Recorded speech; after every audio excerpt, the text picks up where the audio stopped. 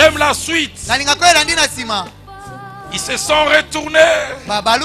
Ils ont dit, qui est donc celui-ci à qui obéissent même le vent et la tempête? Je suis venu dire à quelqu'un qui ne l'a pas encore connu.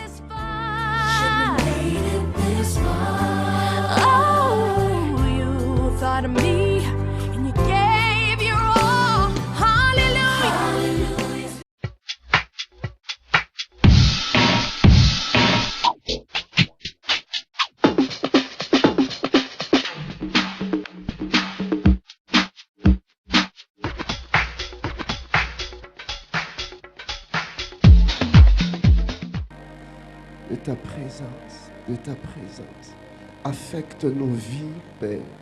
Seigneur, affecte nos vies profondément par ta parole. Affecte nos vies profondément par ta parole. Au nom de Jésus. Amen.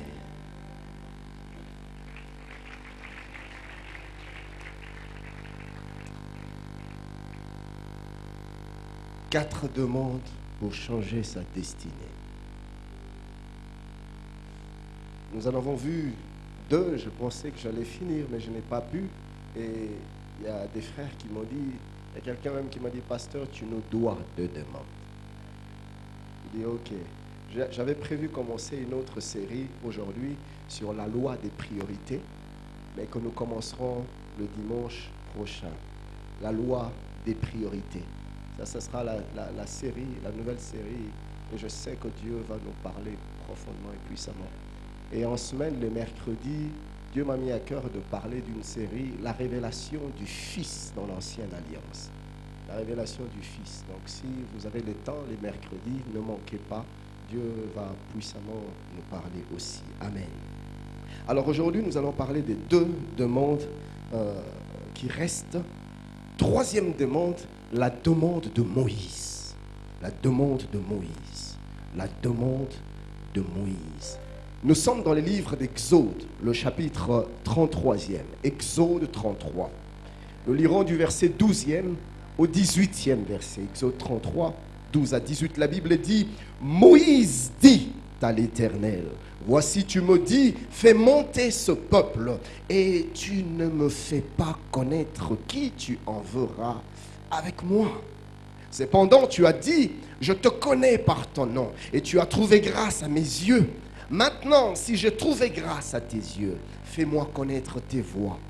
Alors je te connaîtrai et je trouverai encore grâce à tes yeux. Considère que cette nation est ton peuple. L'Éternel répondit, je marcherai moi-même avec toi et je te donnerai du repos. Moïse lui dit, si tu ne marches pas toi-même avec nous, ne nous fais point partir d'ici. Comment sera-t-il donc certain que j'ai trouvé grâce à tes yeux, moi et ton peuple? Ne sera-ce pas quand tu marcheras avec nous et quand nous serons distingués, moi et ton peuple, de tous les peuples qui sont sur la face de la terre? L'Éternel dit à Moïse, je ferai ce que tu me demandes. Alléluia. Ce que tu demandes, Dieu le fait. Il dit, je ferai ce que tu me demandes, car tu as trouvé grâce à mes yeux et je te connais par ton nom. Quelques caractéristiques de cette demande de Moïse. Après avoir vu la demande de Salomon, une demande motivée par une vision, Salomon n'improvise rien du tout quand il se retrouve dans la présence de Dieu pour formuler ses requêtes. Il a des attentes, il a des aspirations. Il y a une vision. Et le jour où Dieu lui donne l'opportunité, Salomon sait exactement quoi dire à Dieu parce que c'était dans son cœur. Et la Bible nous le montre clairement. Comment est-ce que Dieu regarde Salomon et lui dit, ah, c'est donc ça qui était dans ton cœur. Frère, quelle est la vision qu'il y a dans ton cœur? Et nous avons vu aussi la demande de Jaébet. Jaébet. Jaébet veut dire enfanter dans la douleur, dans la souffrance. Douleur, souffrance, c'est ce que veut dire le mot Jaébet. Il a été enfanté dans la douleur et il se rend compte qu'il ne peut pas continuer sa vie comme ça a commencé.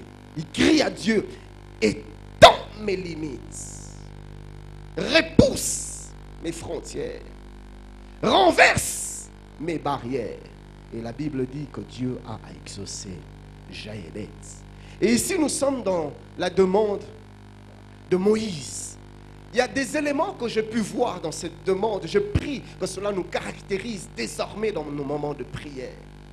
Nous ne voulons pas prier n'importe comment. Quand nous montons sur la montagne, nous voulons descendre changés. Nous voulons descendre affectés par Dieu. Mais tout dépend de ce que tu dis à Dieu. Tout dépend de tes demandes. Dans la demande de Moïse, premier élément que je vois, c'est que Moïse a le sens de l'anticipation. Moïse a le sens de l'anticipation. C'est le genre de personne qui voit de loin et qui anticipe. Il ne faut pas être surpris. Il ne faut pas se mettre à résoudre des problèmes quand il les trouve. Non, il veut prévoir. Il a le sens de la prévision. Il anticipe. Je prie que Dieu nous donne des hommes et des femmes qui savent anticiper. J'anticipe les 3 ans à venir. J'anticipe les 5 années à venir. J'anticipe les 10 années à venir.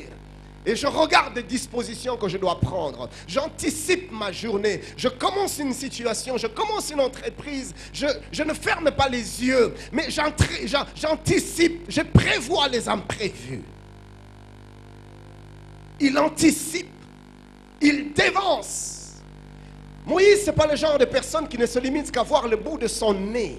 Il va plus loin, il a l'œil de l'aigle. Il observe. Il contemple, il remarque et il prend des dispositions. Il met des choses à leur place en vue de l'avenir. Le sens de l'anticipation. Moïse n'attend pas voir les obstacles pour se mettre à implorer le secours du Seigneur. Il n'attend pas que les choses se compliquent pour crier à Dieu. Non, Moïse n'attend pas. Il veut se rassurer de l'accompagnement du Seigneur. L'œuvre que tu me confies, la mission que tu me donnes, Seigneur, ça ne sera pas aisé. Conduire ce peuple, ça ne sera pas facile. Et Moïse se dit, je ne veux pas attendre quand les choses deviendront difficiles pour que j'en appelle à Dieu. Il dit, maintenant déjà, Seigneur, je veux que tu me rassures que tu vas m'accompagner dans cette entreprise. Ne commence jamais rien sans pour autant te rassurer que le Seigneur marchera avec toi dans cette histoire. Ne commence jamais une entreprise sans pour autant être convaincu que je n'y m'y engage pas seul. J'y vais avec Dieu. Le Seigneur est avec moi. Il m'accompagne. Quand Dieu m'accompagne, je suis rassuré. Parce que dans cet affreux désert, qui me montrera le chemin si tu n'es pas avec moi? Qui me dira où je dois aller si tu n'es pas avec moi? Seigneur, je ne veux pas prendre le risque de conduire. Qui suis-je moi pour conduire ton peuple? Sois avec moi. Rassure-moi que tu seras là. Rassure-moi que tu seras là. Oh, combien de jeunes gens aujourd'hui s'aventurent dans des fiançailles sans pour autant se rassurer que Dieu est dedans. Combien s'aventurent dans des relations sans pour autant se rassurer que le Seigneur est avec moi dans cette histoire. Frères bien-aimés, arrêtez de regarder seulement à ce que tes yeux te montrent. Il y a des choses beaucoup plus sérieuses que nos yeux ne peuvent nous montrer. Mais que Dieu connaît, mais que Dieu maîtrise. Dieu est capable de te dire non, non, non, non, non, non, non. Ça a l'air bon, mais c'est très mauvais, n'y va pas. Et quand tu es avec Dieu, lui, il te montre le chemin à suivre. Il te montre la voie. Et même quand les ennemis se lèvent, même quand la tempête se lève, même quand l'adversité se lève, si Dieu est avec toi, lui-même, il prendra ses responsabilités. Parce qu'en ce moment-là, tu pourras lui dire, Père, je ne suis pas ici par moi-même. C'est toi qui m'as demandé de conduire ce peuple. Regarde ces ennemis qui se lèvent. Regarde ces obstacles. Regarde la mer rouge devant de nous, Père. Puisqu'il est là, puisqu'il m'accompagne, je suis rassuré. Cherche l'accompagnement du Seigneur. Écoutez la question de Moïse. Moïse dit à Dieu, dis-moi, qui va m'accompagner? dans cette affaire? Qui marchera avec moi? On va y revenir tout à l'heure. J'aime ce texte de Marc 4, 36 à 39. Après avoir renvoyé la foule, c'est de Christ dont il s'agit, ils l'amenèrent dans la barque où il se trouvait. Il y avait aussi d'autres barques avec lui. Il s'éleva un grand tourbillon. J'aimerais que tu dises avec moi un grand tourbillon. Et les flots se jetaient dans la barque au point qu'elle se remplissait déjà. Et lui, il dormait à la poupe sur le coussin. Ils le réveillèrent et lui dirent: Maître, ne t'inquiètes-tu pas de ce que nous périssons? S'étant réveillé, il menaça le vent et dit à la mer: Silence, tais-toi. Et le vent cessa et il y eut un grand calme. Je vais vous dire deux vérités. La première, le fait de marcher avec Dieu ne nous épargne pas des tourbillons. Oui. Dieu marchera avec toi parce que quand tu t'associes, le Seigneur s'implique. Quand tu l'appelles, Dieu vient et il rassure, il assure tes pas. Il marche avec toi. Mais la Bible nous parle de cette histoire des disciples qui se retrouvent dans la barque. Et la tempête se met à souffler. La Bible précise, ce n'est pas un petit tourbillon, ce n'est pas un petit vent, ce n'est pas un petit flot, c'est un grand tourbillon. Cependant, Christ est avec eux, cependant Dieu est avec eux. J'entends quelqu'un dire: Seigneur, comment le tourbillon peut être si fort? Comment ça peut souffler aussi longtemps que tu es avec moi? Oui, Dieu est avec toi, mais cela n'exclut pas que le tourbillon souffle. Les obstacles viennent, même quand le Seigneur est avec nous. Vous savez, cet évangile qu'on nous a prêché, on nous avait dit qu'avec Dieu tout ira bien, avec Dieu tout sera rose, avec Dieu tu vas planer dans les airs avec les anges. Alléluia. Non. Si ta vie chrétienne est calme, pose-toi des questions. Vous savez, quelqu'un a dit: si tu ne rencontres pas le diable sur ton chemin, fais gaffe, certainement que vous marchez ensemble. Parce que voyez-vous, dans ce monde, nous voguons à contre-courant. Nous remontons le courant, nous remontons le fleuve. Tu ne peux pas vivre une vie. Là, le Seigneur Jésus-Christ disait: celui qui veut vivre pieusement sera persécuté. Il y aura des persécutions, il y aura l'adversité. Si le diable te laisse tranquille, pose-toi des questions. Certainement que tu ne constitues aucune menace pour lui. Tu n'as aucun impact. Alors il n'a pas le temps gaspillé avec toi. Il te laisse tranquille. Il ne dérange pas tes prières. Il ne dérange pas tes jeûnes. Il te laisse faire tout ce que tu veux. Frère, pose-toi des questions. Certainement que tu es un homme ou une femme sans impact dans le monde des ténèbres. Mais si tu es un danger pour le diable, il viendra te nuire, il viendra te déranger. Aujourd'hui, il essaie de toucher tes enfants. Demain, il essaie de toucher ton travail. Et puis après, il essaie de toucher ta santé. Il veut te déstabiliser parce que toi, tu le déstabilises. Tu déstabilises son œuvre. Tu déstabilises ses pièges. Tu déstabilises ce complot. Tu déstabilises ses projets. Tu déstabilises tout. Alors, il ne te laissera pas en paix. Mais si ta vie est paisible, c'est un bon signe, mais c'est aussi un mauvais signe. Les tourbillons viendront, car le fait de marcher avec Dieu ne nous épargne pas des tourbillons. Mais l'avantage que nous avons quand nous marchons avec Dieu, c'est l'avantage que les disciples avaient dans la barque. À tout moment, quand le tourbillon se lève, nous pouvons le réveiller parce qu'il est dans notre barque. Alors il y a une question que j'aime me poser, que j'aime poser. Dites-moi, qu'est-ce que les disciples auraient fait si Christ n'était pas dans leur barque? J'aime dire, bien-aimé, avant d'entrer dans une barque, rassure-toi d'abord que Christ y est. S'il n'est pas, je n'entre pas. Tu veux m'entraîner dans une histoire, tu veux m'entraîner dans un projet, tu veux m'entraîner dans une circonstance. Laisse-moi le temps de me rassurer que Christ m'a précédé. Vous savez, des fois, vous ne le voyez pas. La Bible dit, il était là, au fond, là, en train de dormir. Des fois, quand tu entres, des fois, tu as l'impression qu'il n'est pas là. Il est là. Il est là. Il est quelque part. Alors cherche bien, fouille la barque. Ne fais rien dans la précipitation. Tu risques de tomber dans la ruine. Ne fais rien. Regarde, fouille, cherche. Seigneur, es-tu là? Tu es là. Tu entendras ta voix qui te dira, oui, je suis là, entre. Alors là, tu entres avec hardiesse, avec assurance. Alléluia. Cette relation, je la commence, je sais que Dieu est avec moi, ça va marcher. Alors là, tu fais des choses avec détermination, avec passion, avec hardiesse, avec zèle. Parce que tu es rassuré de l'accompagnement de Dieu. Tu es rassuré de la protection de Dieu.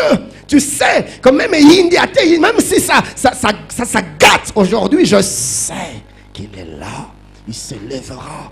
Je ne suis pas seul dans cette histoire. Je ne suis pas seul dans cette affaire. Je ne suis pas seul dans ce mariage. Je ne suis pas seul dans cette entreprise. Je ne suis pas seul dans cette relation. Je ne suis pas seul dans ce mariage. Je ne suis pas seul. Il est avec moi. Et il assure mes pas. J'étais en train de dire que les tourbillons, le fait d'être avec Dieu, de marcher avec Dieu, ne nous épargne pas des tourbillons. Lisez avec moi Jean 11, 1 à 3. La Bible dit, il y avait un homme malade, Lazare de Béthanie. Nous sommes dans Jean 11, 1 à 3. Un homme malade, Lazare de Béthanie, village de Marie et de Marthe, sa sœur. C'était cette Marie qui oignit de parfum le Seigneur et qui lui essuya les pieds avec ses cheveux. Et c'était son frère Lazare qui était malade. Les sœurs envoyèrent dire à Jésus, Seigneur, voici celui que tu aimes. J'aime ces détails, j'aime cette précision, elle est de taille.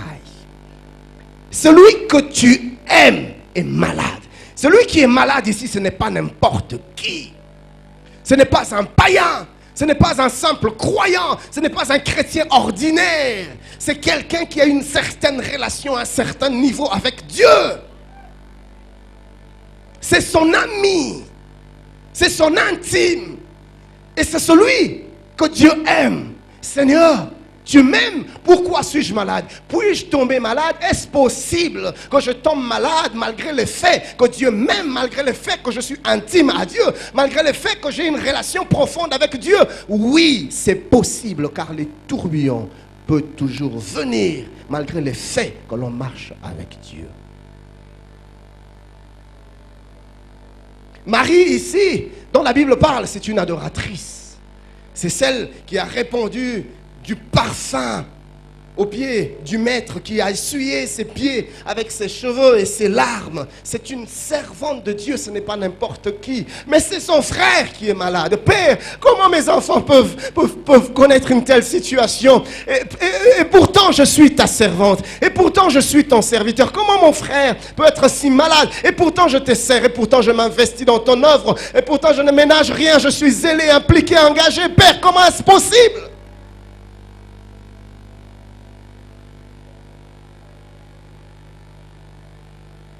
Lazare, l'intime de Dieu, mais un grand tourbillon le frappe. Écoutez cette deuxième vérité.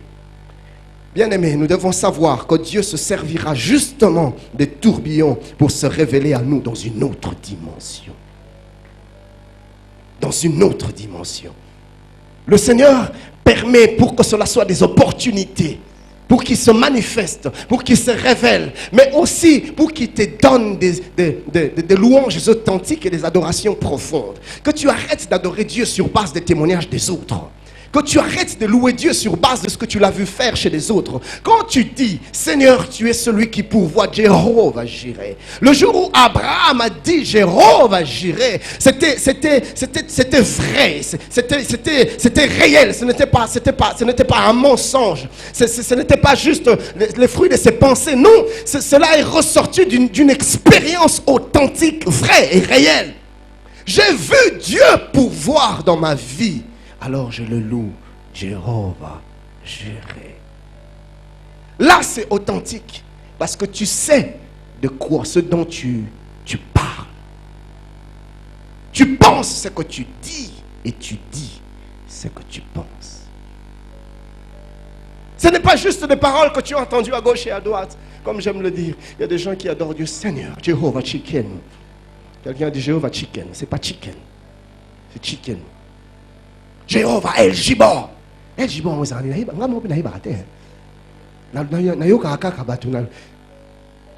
tu dis des choses qui n'ont aucun sens, qui n'ont aucune valeur pour toi, qui ne veulent rien dire. Ce n'est pas ça de l'adoration que Dieu agrée. Ce n'est pas ça la louange que Dieu agrée.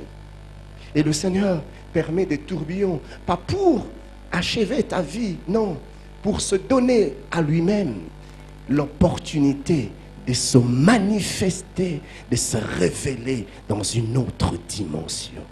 Que tu le connaisses mieux. Regarde les disciples, quand la tempête se tait, quand le calme profond revient, ils disent « Waouh!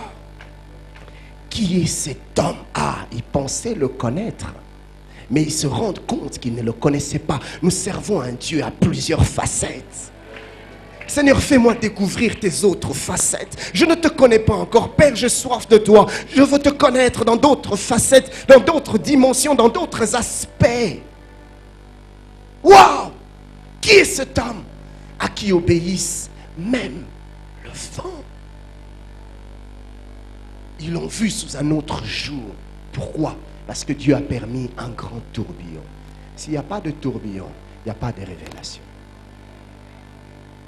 Alors quand tu dis à Dieu, Seigneur, je veux que tu te révèles à moi, révèle-toi, fais gaffe. Fais gaffe à ce que tu dis. Dieu va se révéler. Mais Dieu ne se révèle pas comme ça dans le vide. Dieu se révèle dans des circonstances. Il se révèle dans les événements. Il se révèle dans des obstacles. Il se révèle dans l'adversité. Il se révèle dans des tourbillons. Pasteur Ken, alors en ce moment-là, ce que je connais de Dieu, c'est suffisant. Je n'ai plus besoin d'autres révélations. Pourquoi? Parce que je ne veux pas de tourbillons. Non. Dans tout le cas, il ne s'agit pas de toi. Que tu le veuilles ou que tu ne le veuilles pas, les tourbillons vont venir. Alors mieux vaut pour toi capitaliser les tourbillons de ta vie et voir Dieu derrière tout ce qui t'arrive. Suis-je en train de parler à quelqu'un? Nous sommes dans le livre de Jean, toujours le chapitre 11e, le verset 4e. La Bible dit, écoutez ce que la Bible dit. Après avoir entendu cela, Jésus dit, cette maladie n'est point à la mort, mais elle est pour la gloire de Dieu, afin que le Fils de Dieu soit glorifié par elle. Français courant dit, lorsque Jésus a pris cette nouvelle, il dit, la maladie de Lazare ne le fera pas mourir. Je voudrais dire à quelqu'un, ce que tu vis ne te tuera pas.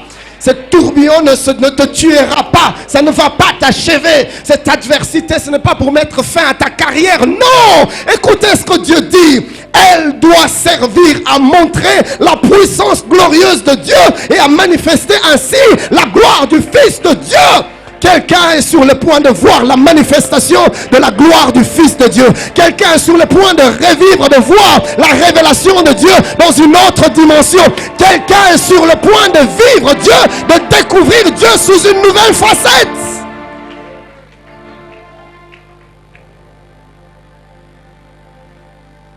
Quand Dieu ne te guérit pas, réjouis-toi, parce qu'il veut te faire vivre une résurrection. Deuxième chose que je remarque, je prie Dieu que je termine les deux demandes. Que je remarque dans cette demande de Moïse, c'est que Moïse refuse d'avancer sans pour autant connaître les desseins de Dieu. Il refuse d'avancer. Au verset 13e d'Exode 33, il dit ceci, maintenant si j'ai trouvé grâce à tes yeux, fais-moi connaître tes voies. Si j'ai trouvé grâce à tes yeux, Seigneur, fais-moi connaître tes voies. Alors je te connaîtrai et je trouverai encore grâce à tes yeux. Frère, quand tu es dans la présence de Dieu, ne te précipite pas de faire n'importe quel genre de demande. Tu risques de perdre du temps. Donne-toi la peine de connaître les desseins de Dieu. Écoutez cette vérité. Tu ne peux connaître le vrai succès dans ta destinée que dans la mesure où tu restes dans les desseins de Dieu. Je l'ai dit plusieurs fois ici, le Seigneur ne s'investit pas en dehors de ses desseins. Tu ne trouveras pas Dieu, tu ne trouveras jamais Dieu en dehors de ses plans pour ta vie. Tu ne trouveras jamais Dieu en dehors de ses desseins pour ta vie. Tu veux aller vite, tu veux vivre Dieu, tu veux voir la main de Dieu. Commence par prier que le Seigneur te révèle ses desseins. Seigneur, quels sont tes projets pour ma vie? Quelles sont tes attentes? Seigneur, quelles sont des choses que tu veux que je fasse? Père, c'est où que tu es en train de me voir? Quelle est ta volonté pour ma vie? Quels sont tes projets? Seigneur, quel est ton plan pour ma vie? Père, quel est ton programme pour ma vie? Il y a des gens qui vivent comme ça et qui vont jour après jour dans des surprises. Ils sont surpris partout. Ils sont surpris. Les événements les surprennent. Ils sont au courant de rien. Ils sont surpris. La vie les surprend. Et même le jour de leur mort, ils sont surpris. Et de l'autre côté, ils seront surpris de se rendre compte qu'ils sont passés à côté de leur destinée. Nous ne sommes pas appelés à vivre comme le monde, qui ne connaissent rien des plans de Dieu. Nous avons l'Esprit de Dieu. Alléluia.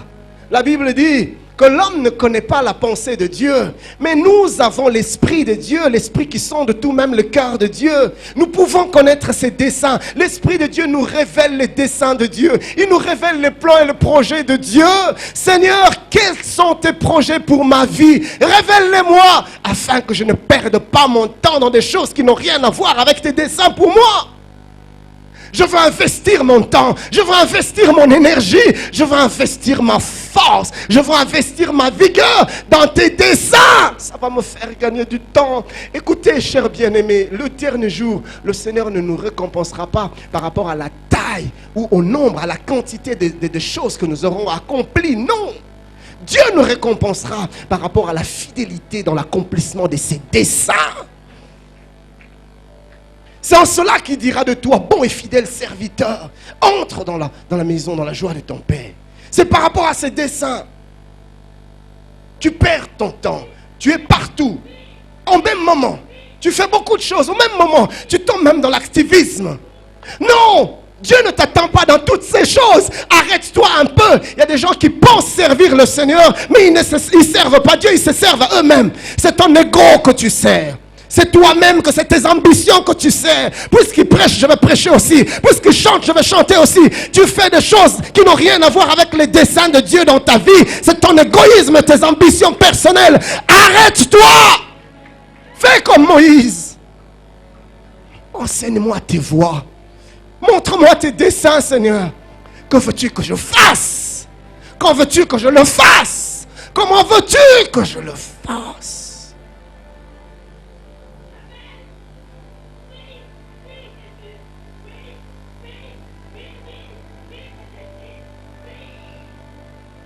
Josué 5, 13, 14, la Bible dit, comme Josué était près de Jéricho, il leva les yeux et regarda. Voici un homme se tenait debout devant lui, son épée nue dans la main. Il alla vers lui et lui dit, es-tu de nôtres ou de nos ennemis? Il répondit, non, mais je suis le chef de l'armée de l'Éternel. J'arrive maintenant. Je suis le chef de l'armée de l'Éternel. C'était la manifestation du Fils de l'homme à Josué, le chef de l'armée de l'Éternel. Il lui dit, j'arrive maintenant. Josué était sur le point d'aller combattre contre Jéricho. Et il rencontre un homme avec une épée nue dans la main, un homme impressionnant. Josué dit, ce genre de personne, mieux vaut l'avoir avec soi que contre soi. Il dit, es-tu de nôtres ou de nos ennemis? Écoutez la réponse du chef de l'armée de l'Éternel. Il dit non, comme pour lui dire, Josué, je ne suis ni de ton côté, ni du côté de tes adversaires. Ce n'est pas à moi de me ranger derrière les hommes, c'est aux hommes de se ranger derrière moi. C'est à toi de choisir dans quel camp tu veux être. Es-tu dans mon camp ou de l'autre camp? Moi, je suis le chef de l'armée de l'Éternel. Je viens maintenant. Très souvent, Dieu vient, mais nous ne sommes pas du bon côté. Pourquoi? Parce que nous ne connaissons pas ses desseins. Pasteur Trésor, nous ne sommes pas du bon côté parce que nous vivons dans le péché. Non, parce que nous ne connaissons pas les desseins de Dieu. Regardez ce que Josué a fait. La Bible dit au verset 14e, Josué tomba le visage contre terre, se prosterna et lui dit, qu'est-ce que mon Seigneur dit à son serviteur? Quels sont tes desseins? Quels sont tes projets? Que veux-tu que je fasse? Dès l'instant qu'il se rend compte que c'est Dieu, il se prosterne, il adore, il dit, que veux-tu que je fasse? Père, pour mes enfants, que veux-tu que je fasse? Pour mon mariage, que veux-tu que je fasse? Père, pour mes études, que veux-tu que je fasse? Pour mes fiançailles, Père, que veux-tu que je fasse? Pour mon choix, que veux-tu que je fasse? Et si vous lisez la suite de ce texte, c'est là que le chef de l'armée de l'Éternel lui a donné les stratégies pour que les murailles de Jéricho s'écroulent. Jesus! La chute des murailles de Jéricho était cachée dans les desseins de Dieu, mais encore fallait-il les connaître. Des fois, des choses deviennent difficiles. Nous voulons escalader Jéricho. Nous voulons casser ce grand mur. Et on traite Dieu d'infidèle. Seigneur, tu as dit que tant que je vivrai, nul ne tiendra devant moi. Seigneur, tu as dit. Mais comment année après année, ce mur ne tombe pas? Ce mur ne tombe pas. Non. Jéricho t'appartient. Mais tu ne pourras l'acquérir que dans les desseins de Dieu. Quelles sont les stratégies que Dieu a mises en place pour te livrer Jéricho? Est-ce que tu le sais? Est-ce que tu connais les plans de Dieu? Est-ce que tu connais les desseins de Dieu? Je prie que quelqu'un rentre dans sa chambre, dans le lieu secret avec Dieu, se prosterne, se jette par terre et qu'il implore Dieu, qui lui révèle ses desseins pour sa vie. Tu iras plus vite, tu seras plus efficace, tu auras plus d'impact et la faveur de Dieu sera visible et manifeste dans ta vie. Pourquoi? Parce que dans les desseins de Dieu, on rencontre la provision de Dieu. Dans les desseins de Dieu, on rencontre le secours de Dieu. Dans les desseins de Dieu, on rencontre l'investissement de Dieu. C'est dans ces desseins, Moïse dit, enseigne-moi tes desseins. Enseigne-moi tes voies. Troisième chose que je remarque chez Moïse, Moïse ne veut rien faire sans pour autant se rassurer de la présence de Dieu à ses côtés. Moïse dit à l'Éternel, voici tu me dis, fais monter ce peuple et tu ne me fais pas connaître qui tu enverras avec moi. L'Éternel répondit, je marcherai moi-même avec toi et je te donnerai du repos. Moïse lui dit, si tu ne marches pas toi-même avec nous, ne nous fais point partir d'ici. Seigneur, je préfère encore mourir dans cet affreux désert plutôt que de partir d'ici sans toi.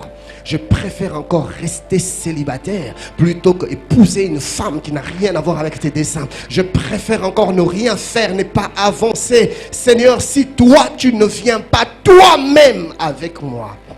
Moïse est en train de dire à Dieu, Seigneur, je ne veux pas de l'accompagnement d'un ange, je veux de ta présence. Je vais vous dire une chose, les anges n'ont pas d'état d'âme. Oui, lisez dans la Bible.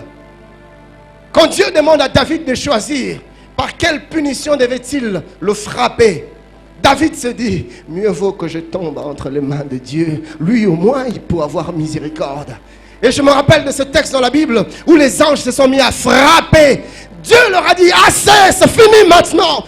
Oh Jesus, Dieu avait déjà donné un ordre, frappez. Mais quand les anges se sont mis à frapper les hommes sans état d'âme, ils les frappaient, ils les décimaient, ils les consumaient. Dieu le regardait et dit, hey! Écoutez, Dieu ne supporte pas de voir son peuple périr. Il ne supporte pas. Il ne supporte pas. Il ne supporte pas. Et pas seulement son peuple, Dieu ne supporte pas voir les hommes mourir. Dans la tradition juive, on raconte ceci. Le jour où Israël passe au travers de la mer Rouge à pied sec, Pharaon, ses militaires et son armée ont voulu faire la même chose. Ils sont entrés en plein milieu de la mer avec leurs chevaux, essayant de traverser comme Israël. La Bible dit que les eaux se sont renfermées, les amas d'eau se sont renfermés et ont consumé Pharaon et son armée. Et la tradition dit que Myriam et les autres se sont mis à se réjouir. Oh, Dieu nous a visités, à se réjouir, à louer Dieu. Et la tradition dit, semble-t-il, Dieu les a arrêtés net. Comment pouvez-vous vous réjouir quand les êtres humains périssent? Si Dieu s'est mis en peine des inconvertis, à combien plus forte raison de ceux qui sont en alliance avec lui? Et Moïse est en train de dire, je ne veux pas avoir affaire à des hommes, à des êtres qui sont sans état d'âme. Père, ou c'est toi ou c'est rien du tout. Seigneur, c'est toi ou c'est rien. C'est ta présence ou personne d'autre. C'est ta présence ou rien d'autre. Seigneur, aucun homme, aucune femme. Seigneur, c'est pas l'argent, c'est toi et c'est toi seul. Je veux toi, je veux ta présence. Je veux ta présence au quotidien, Seigneur. Je veux ta présence. Ta présence. Oh Dieu, ta présence. Car pour moi, ta présence représente beaucoup de choses. Écoutez ceci. Ta vie ne sera plus jamais la même. Le jour où tu te décideras de te connecter et de demeurer dans la sainte présence de Dieu. Seigneur, que ta présence ne me quitte jamais. Il y a des choses que tu peux faire qui attirera la présence de Dieu dans ta vie. Et il y a aussi des choses que tu peux faire qui chassent la présence de Dieu dans ta vie. Un peu comme en Israël, quand ils se sont mis à vivre loin de Dieu dans le péché. La Bible dit que la gloire de Dieu, le cabot de Dieu s'est mis à se retirer des enfants d'Israël. La gloire est allée au-dessus de montagnes. La gloire est allée dans le seuil. La gloire se retirait. La gloire de Dieu se retire. Quand on se déconnecte de Dieu, il y a des choses que nous faisons qui chassent la présence de Dieu et on se retrouve seul. Ce que je veux dire n'engage que moi. J'aime avoir la foi que la présence de Dieu est là. C'est du reste ce qui est recommandé. Mais des fois, j'aime sentir quand la présence de Dieu est là. J'aime sentir sa couverture. Alléluia. Alors là, je suis comme un chien enragé. La présence de Dieu. Rien n'est plus précieux que la présence de Dieu. Rien aussi merveilleux, rien aussi glorieux que la présence de Dieu. Seigneur, ta présence. Je veux ta présence en tout temps. Je veux ta présence au réveil de mon lit. Je veux ta présence en plein milieu de la journée. Je veux ta présence, Seigneur, alors que je m'apprête pour m'endormir. Je veux ta présence quand je prie. Je veux ta présence quand je suis en activité. Seigneur, je veux ta présence. Père, que ta présence m'accompagne. Seigneur, en tout lieu, en tout temps. Père, en toutes circonstances, je désire ta présence. Seigneur, je désire. Fais-moi connaître ta présence, oh Dieu. Fais-moi grandir dans ta présence, que ta présence me submerge, que ta présence me sature, que ta présence m'inonde, que ta présence me dévore, que ta présence me consume, Seigneur. Je désire ta présence, oh Dieu. Je désire ta présence dans ma vie. Je désire ta présence dans cette église, Père. Je désire ta présence dans nos réunions, Père. Le jeudi, quand on se retrouve, que ta présence soit manifeste. Le mercredi, nous voulons voir ta présence. Le dimanche, oh Dieu, nous voulons que ta présence nous inonde. Seigneur, nous ne voulons pas dire aux gens que Dieu est présent. Seigneur, que ta présence soit si évidente que tout le monde certifie et atteste que véritablement Dieu est ici. Car sa présence est réelle, sa présence est évidente. Père, nous voulons ta présence. Ta présence, oh Dieu, plus que tout, ta présence. Jesus, ta présence. Ce que fait la présence de Dieu, premièrement, sa présence nous distingue et nous démarque. Exode 33, 16, la Bible dit, c'est Moïse qui parle. Comment sera-t-il donc certain que j'ai trouvé grâce à tes yeux, moi et ton peuple? Ne sera-ce pas quand tu marcheras avec nous et quand nous serons distingués, moi et ton peuple, de tous les peuples qui sont sur la terre? La présence de Dieu te distingue, la présence de Dieu te démarque. On va voir la différence, ainsi qu'il est écrit, et vous verrez de nouveau la différence entre ceux qui me servent et ceux qui ne me servent pas. La différence est dans la présence de Dieu. La différence est dans la Shekinah de Dieu.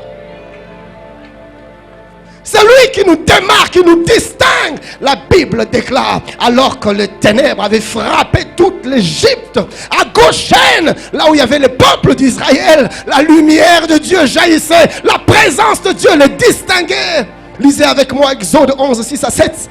La Bible dit, il y aura dans tout le pays d'Égypte de grands cris, tels qu'il n'y en a point eu, et qu'il n'y en aura plus de semblables. Mais, parmi tous les enfants d'Israël, depuis les hommes jusqu'aux animaux, pas même un chien ne remuera sa langue, afin que vous sachiez quelle différence l'Éternel fait entre l'Égypte et Israël. Il doit avoir une différence entre l'Égypte et Israël. Il doit avoir une différence entre les inconvertis et les nés de nouveau.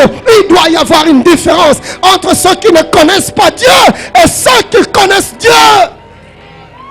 La différence. Je ne veux pas de la confusion.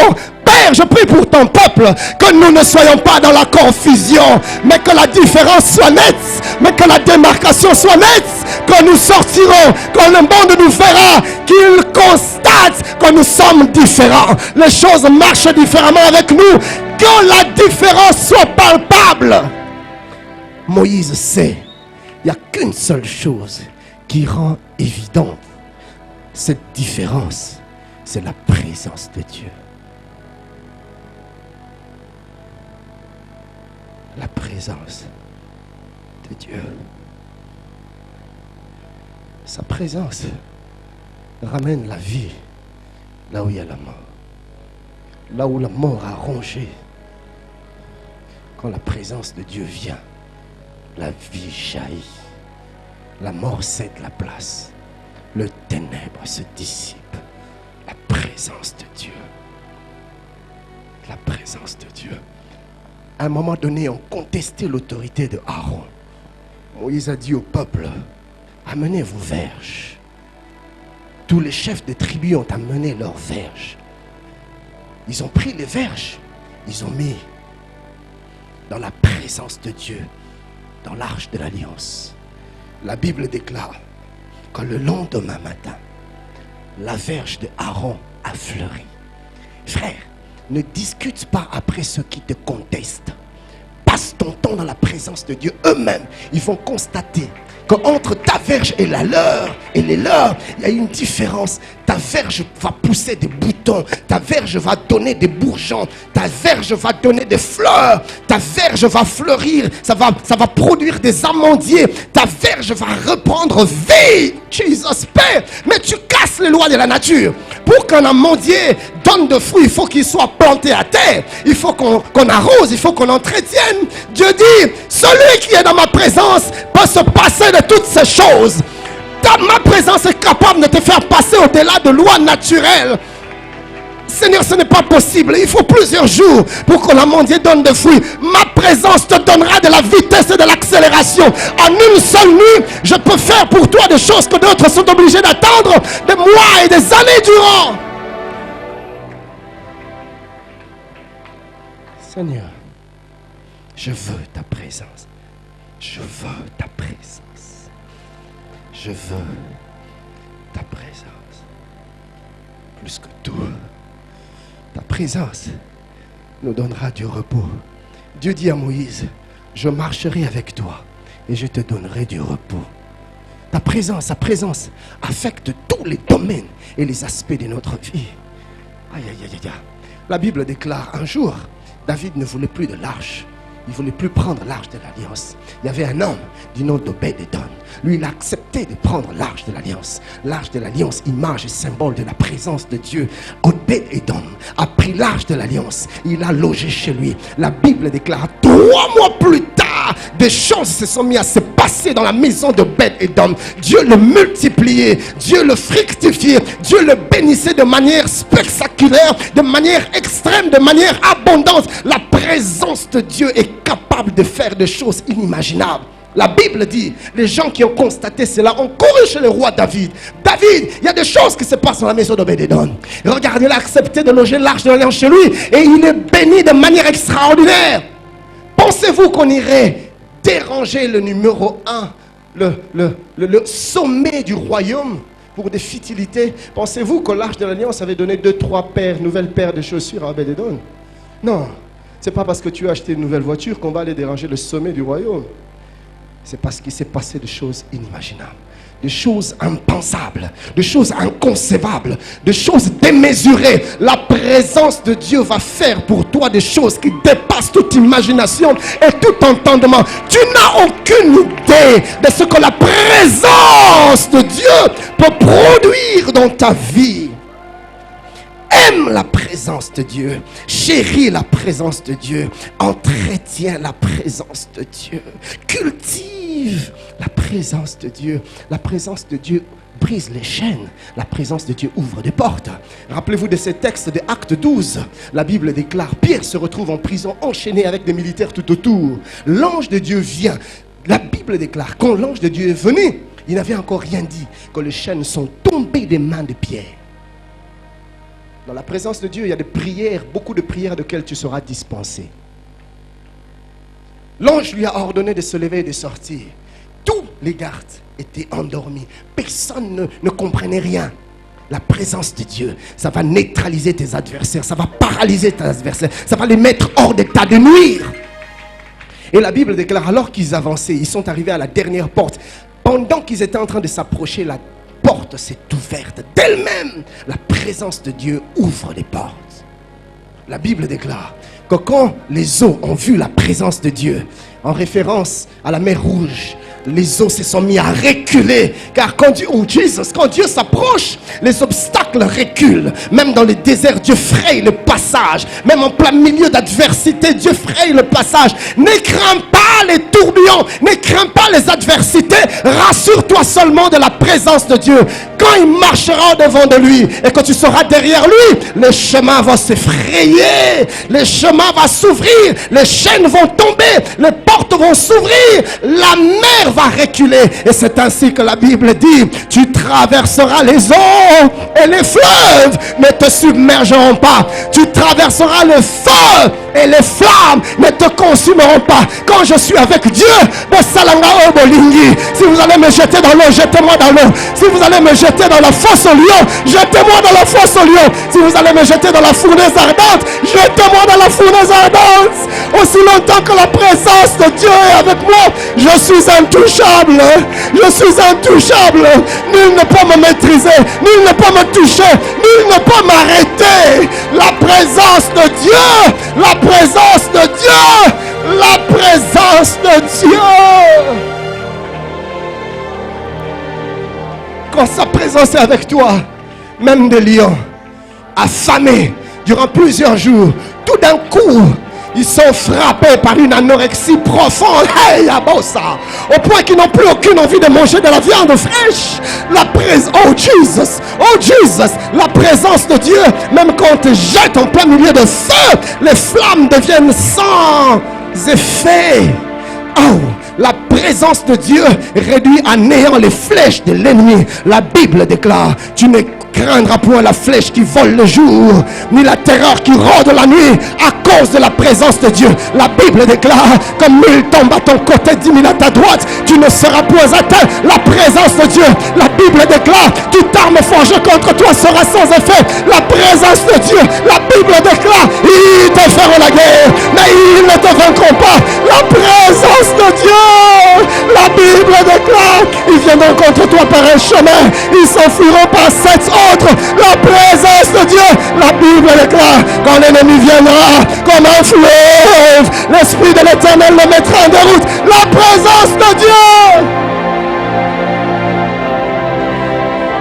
La présence de Dieu. La Bible déclare, combien même tu prendras quelques breuvages mortels, cela ne te sera rien, cela ne te fera rien. La présence de Dieu, même quand le serpent est mort, le venin devient inoffensif. Quand la présence de Dieu t'habite, même le venin de l'aspic, même le venin de l'anaconda, même le venin du serpent le plus redoutable devient sans effet. La présence de Dieu est redoutable. La présence de Dieu est inimaginable. La présence de Dieu est trop glorieuse. La présence de Dieu. La présence de Dieu. Oh, donne-moi ta présence. Donne-moi ta présence. Donne-moi ta présence. Donne-moi ta présence. Permettez-moi de finir par la 4e demande. En 2-3 mots, la demande d'Agur. J'aimerais d'ailleurs que tous ensemble qu'on se lève parce qu'on va implorer la présence de Dieu. La demande d'Agur. Nous sommes dans Proverbe 30, le premier verset, puis nous lirons du 7e au 9e verset. Parole d'Agur, fils de Jaquet, sentence prononcée par cet homme pour Itiel et pour Ucal. Je te demande deux choses. Écoutez la demande d'Agur. Ne me les refuse pas avant que je meure. Quelqu'un va dire à Dieu, Seigneur, ne me refuse pas cette chose avant que je meure. Écoutez ce qu'il demande. Éloigne de moi la fausseté et la parole mensongère. Ne me donne ni pauvreté ni richesse. Accorde-moi le pain qui m'est nécessaire. De peur que je t'abandonne. Je ne te renie et ne dise qui est l'Éternel. Ou que dans la pauvreté, je ne dérobe et ne m'attaque au nom de mon Dieu. Agur fait une prière. Il dit à Dieu, Seigneur, je te demande une chose. Ne me donne pas les richesses. Ne me donne pas l'abondance. De peur que je ne me détourne de toi. Combien se sont éloignés de Dieu à cause des richesses et de l'abondance. Agur refuse cela. Agur refuse que les richesses ne le séparent de Dieu. C'est pas que Agur n'aime pas les richesses. C'est pas que Agur n'aime pas l'abondance. Mais il y a une chose que Agur préfère plus que l'abondance. Il y a une chose que Agur aime plus que les richesses. C'est la présence de Dieu. Seigneur, que les avoirs ne me détachent pas de toi. Seigneur, que les avoirs ne me séparent pas de toi. Agur n'est pas impressionné par l'argent. L'argent ne l'impressionne pas. Les avoirs ne l'impressionnent pas. La gloire ne l'impressionne pas. Il n'y a qu'une seule chose qui impressionne Agur, la présence de Dieu. Agur dit, Dieu ne me donne pas non plus la pauvreté. La pauvreté de peur que je ne te maudisse, que je ne te renie. Agur ne veut que rien ne le sépare de Dieu. Quelqu'un va faire ces deux prières ce matin. La demande de Moïse et la demande d'Agur. Seigneur, que ta présence m'inonde. Je veux m'attacher à ta présence. Père, donne-moi l'amour de ta présence. Je veux aimer ta présence. Je veux chercher ta présence. Seigneur, il y en a qui se lèvent le matin pour aller chercher de l'argent. Je veux me lever tôt le matin pour chercher ta présence. Je veux me réveiller en plein milieu de la nuit pour chercher ta présence. Je veux me priver de choses légales pour chercher ta présence. Seigneur, donne-moi la soif de toi. Que ta soif me consume. Que ta soif m'embrase. Ta présence, oh Dieu. La deuxième demande, tu vas faire la demande d'Agur. Père, que rien ne m'éloigne de toi. Que rien ne me sépare de toi. Je veux rester attaché à toi, Père. Je veux rester connecté à toi, oh Dieu. Je veux rester près de toi. Dans ta présence, peu importe le temps et les circonstances. Oh Jésus, ta présence. Ta présence, Seigneur. Ta présence. C'est toi que je veux. Car quand tu es là, tu assures mes pas. Quand tu es là, Seigneur, la victoire est certaine. Quand tu es là, Père, tu me donnes du repos. Jésus, les tourbillons vont venir. L'adversité va venir. Jésus, je désire ta présence. Car quand elle est là, les tourbillons et les tempêtes se taisent. Quand elle est là, Seigneur, le calme revient. Ta présence, ta présence, ta présence, ta présence. Y a-t-il quelqu'un ce matin qui va soupirer après la présence de Dieu? Seigneur, je veux de toi. Je veux de toi plus que l'argent. Je veux de toi plus que les richesses. Je veux de toi plus que la vie. Je veux de toi, Seigneur, plus que les femmes. Je veux de toi plus que le mariage. Je veux de toi plus que le travail. Je veux de toi plus qu'avoir des enfants. Seigneur,